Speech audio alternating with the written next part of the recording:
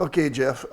This is one where we've given the student, the watcher, the realtor, some background. Now we're going to get serious into how the realtor benefits from what you know. Okay. What kind of things? So I understand there's about 24,000 realtors in the state. I'm not sure. There's one of you. Okay. So you're going to be telling 24,000 people. Okay. Whew. Okay. Do you feel the pressure A yet? little pressure. Yeah. What do you wish they knew about property managing? Yeah. I think one of the biggest things that I see realtors do that I think there just needs to be some caution towards is doing property management on the side. A lot of realtors, we have the same licensing. That's the way the state has it set up, and so it's easy for a realtor to think, well, my primary source of income, my primary business is doing sales, but I can do a little property management on the side to earn a little bit of extra money, a little bit of stability and income. And in just thinking about that, it sounds like a great idea. But the problem that I see and that I've run into a lot is they're completely different businesses. So much so that if it was me making decisions for the state, I'd say they even need to be separate licenses because they're just so completely different businesses. You need different contracts, different business procedures, different way of handling things. And to do it on the side, you really need to be cautious because you're at risk of giving your clients subpar service. You don't want to be charging somebody full prices for something that they could get full service for somewhere else. And you don't want to give subpar service and charge subpar fees either. That doesn't really solve any problems for anybody. Some things that you really ought to be able to provide as a property manager is one, and the most obvious but maybe overlooked a lot, is keeping up with the technology. And that can be an expensive and time-consuming a thing that needs to be done. Tenants these days should be able to pay online. They should have their own portal that they can go in and submit maintenance requests, that they can see their payment history and transactions, and where they can upload their renter's insurance, just their own personal portal to be able to handle those things.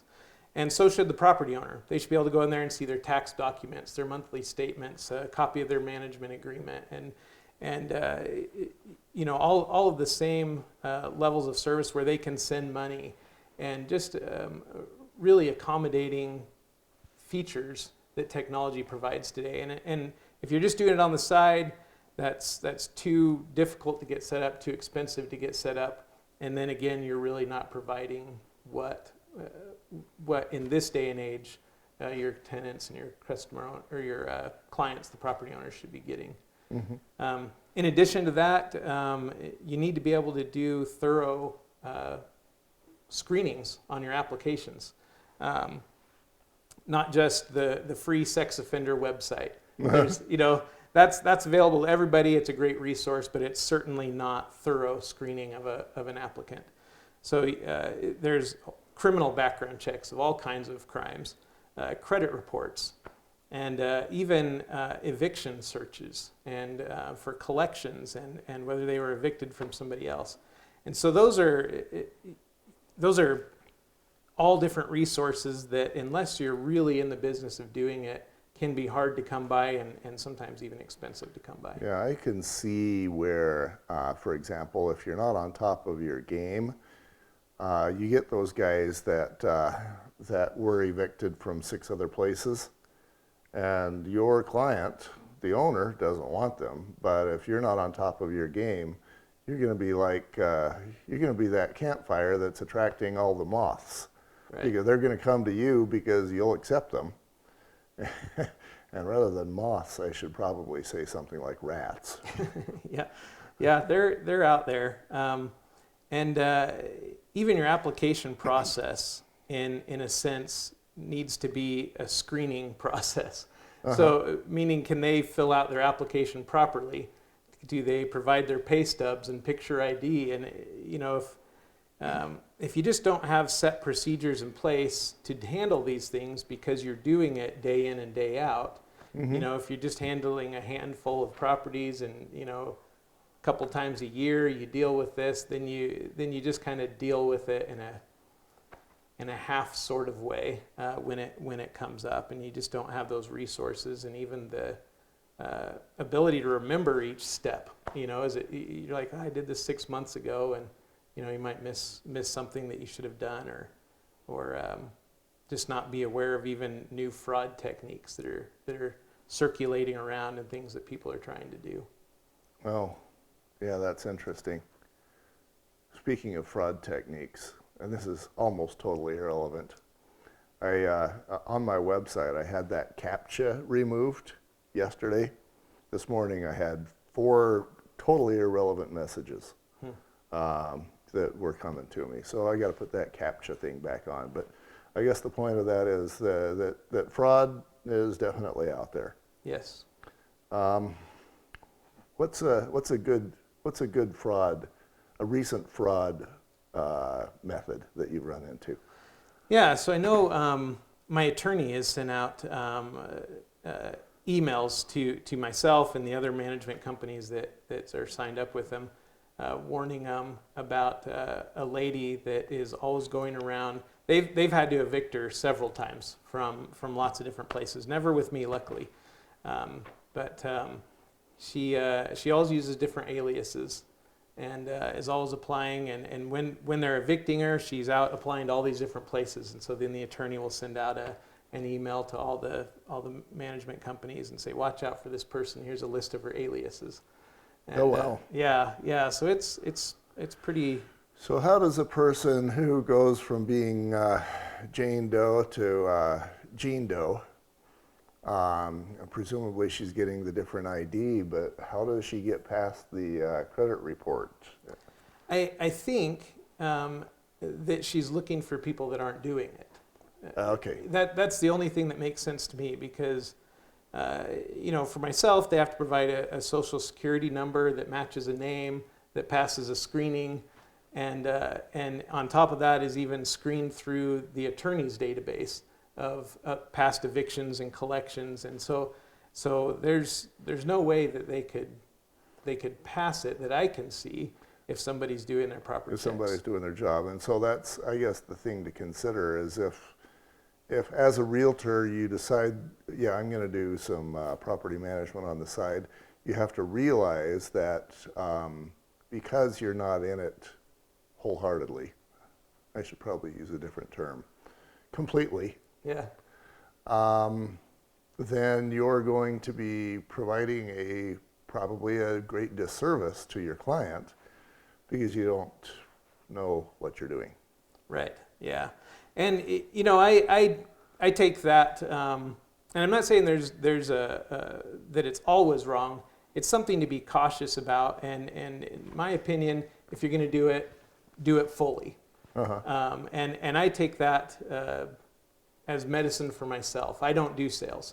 I do property management. I love property management, and that's what I fully engage into. And as far as sales, even for my own sales, I hire a real estate agent that I know is experienced and knows more about sales than I do, even though I've been involved in several transactions as a loan officer, as a property manager, and buying and selling my own properties. I still hire a real estate agent. Yeah.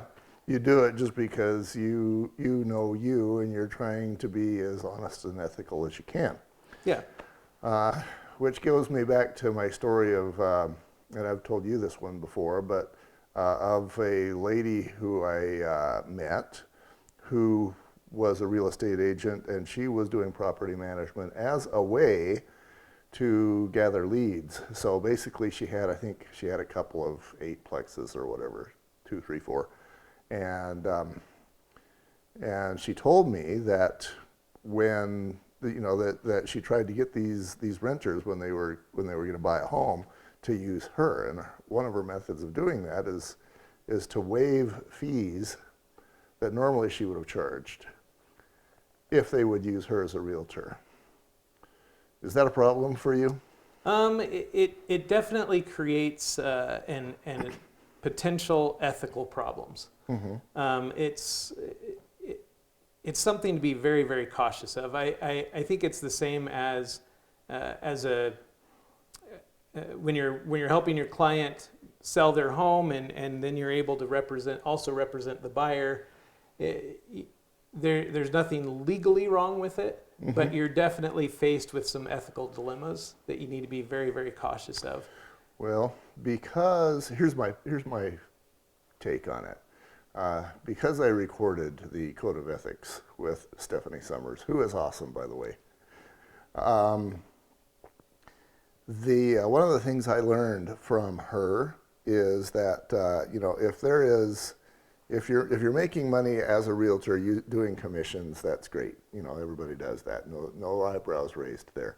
If you're making money some other way in addition to that, then everybody needs to know about it. Right. And so, for example, if grandma died and you're selling her home, that's great. If you are selling the stuff within grandma's home and keeping that for yourself, and maybe you've got permission or whatever, but everybody needs to know that. Yeah. I had a realtor who was doing exactly that with me. It was a place where they'd gotten up and left, and I had mentioned, I don't know, maybe it was a barbell or something, that I was like, I'd like to buy this from the seller. And he said, you can buy that from me. And I was like, it seems a little dicey. Yeah. Yeah. I think the concern is there's a lot of potential to keep information from your client.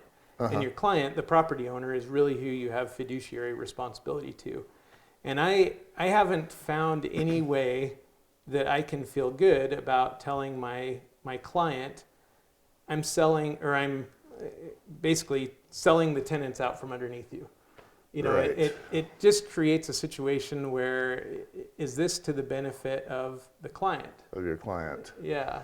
Yeah, and so in this particular case that I mentioned, if you basically disclosed that you're waiving fees that would have gone to your client because you want to sell them a house, I mean, if you're doing that and you're disclosing that to your client and he's okay with it, then maybe it's okay. Yeah. I haven't figured out a way to make it, to be able to disclose everything to everybody and for everybody to feel fine about it. And it's something that if you decide to do that, there needs to be some real caution, and maybe even just avoidance of the situation. Avoidance would be a lot easier. Yeah, it's for sure. Okay, in the next segment we'll talk about how, as realtors, you can guide your clients towards making the right kind of investment if they're going to be using a guy like you. We'll be back. That was wordy.